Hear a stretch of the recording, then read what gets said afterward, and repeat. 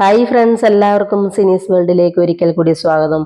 അപ്പോൾ ഇന്ന് എല്ലാവർക്കും ഒരുപോലെ ഇഷ്ടപ്പെടുന്നതും അതുപോലെ തന്നെ ടേസ്റ്റിയുമായിട്ടുള്ള ഒരു വഴുതനങ്ങ ഒഴിച്ചു കറിയുടെ റെസിപ്പി ആയിട്ടാണ് വന്നത്.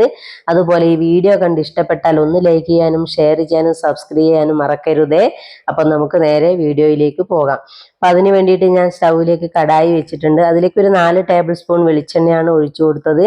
പിന്നീട് കടുകിട്ട് പൊട്ടിച്ച് അതിലേക്ക് അല്പം ഉലുവ കൂടി ഇട്ട് കൊടുത്തു. ഉലുവയുടെ കളറൊക്കെ ഒന്ന് മാറി വരുമ്പോൾ നമുക്ക് അതിലേക്ക് ചെറിയ ഉള്ളി നീളത്തിൽ കട്ട് ചെയ്തതാണ് ഇട്ട് കൊടുത്തത്. പിന്നീട് നമ്മൾ ഒരു മീഡിയം സൈസിലുള്ള ഇഞ്ചി ഒന്ന് ചതച്ചിട്ട് ഇട്ട് കൊടുത്തു. അതുപോലെ തന്നെ ഒരു 5-8 വെളുത്തുള്ളിയും കൂടി ഇട്ട് കൊടുത്ത് ഇതിനെ ഒന്ന് നന്നായിട്ട് വഴറ്റിയെടുക്കണം.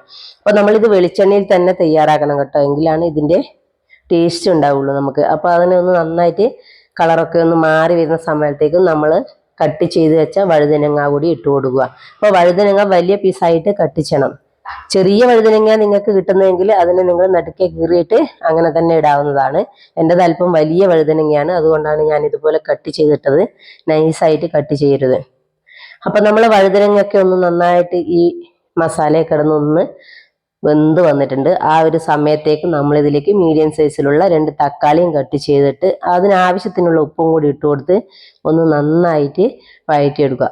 അപ്പോൾ ഇതിനെല്ലാം ഒന്ന് മിക്സ് ചെയ്തതിന് ശേഷം നമ്മളിതിനെ ഒന്ന് അടച്ചു വെച്ച് കുക്ക് ചെയ്യാവുന്നതാണ്.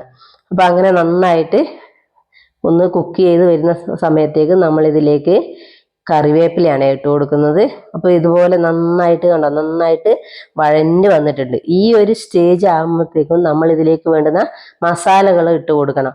അതിലേക്ക് ഞാൻ ഇട്ട് കൊടുക്കുന്നത് 1 ടേബിൾ സ്പൂൺ മുളക് പൊടിയും 1/2 ടീസ്പൂൺ മഞ്ഞൾപ്പൊടിയും 1/4 ടീസ്പൂൺ മല്ലിപ്പൊടിയും 1/2 ടീസ്പൂൺ പെരിഞ്ജീരകപ്പൊടിയും 1/2 ടീസ്പൂൺ ചെറിയ ജീരകം പൊടിച്ചതും കൂടി ഇട്ട് കൊടുത്തു.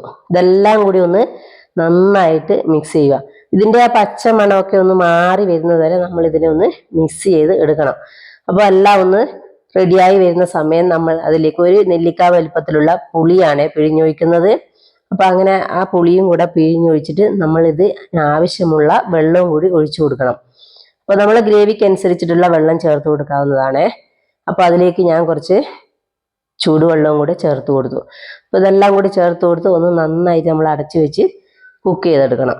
അപ്പം നന്നായിട്ട് തിളച്ച് വന്നിട്ടുണ്ട്. പിന്നീട് നമ്മൾ ആദ്യം കുറച്ചേ ഉപ്പിട്ട് കൊടുത്തിട്ടുള്ളൂ, വീണ്ടും നമ്മൾ ആവശ്യത്തിനുള്ള ഉപ്പ് ഇട്ട് കൊടുത്തിട്ടുണ്ട്. അപ്പോൾ ഇതെല്ലാം ഒന്ന് നന്നായിട്ട് വെന്ത് വന്നതിന് ശേഷം നമ്മൾ അതിലേക്ക് അല്പം ശർക്കര കൂടിയാണ് ഇട്ട് കൊടുക്കുന്നത്. അപ്പോൾ ശർക്കരയും കൂടി ഇട്ട് കൊടുത്ത് ഒന്ന് നന്നായിട്ട് മിക്സ് ചെയ്തെടുക്കുക. അപ്പം നമ്മുടെ വഴുതനങ്ങ ഒഴിച്ചറി ഇവിടെ റെഡിയായി. അടിപൊളി ടേസ്റ്റാണ്. എല്ലാവരും തയ്യാറാക്കി നോക്കുക, ഫീഡ്ബാക്ക് അറിയിക്കുക. അപ്പോൾ ഒരു കുഞ്ഞു വീഡിയോ ആയിട്ട് നാളെ വരാം.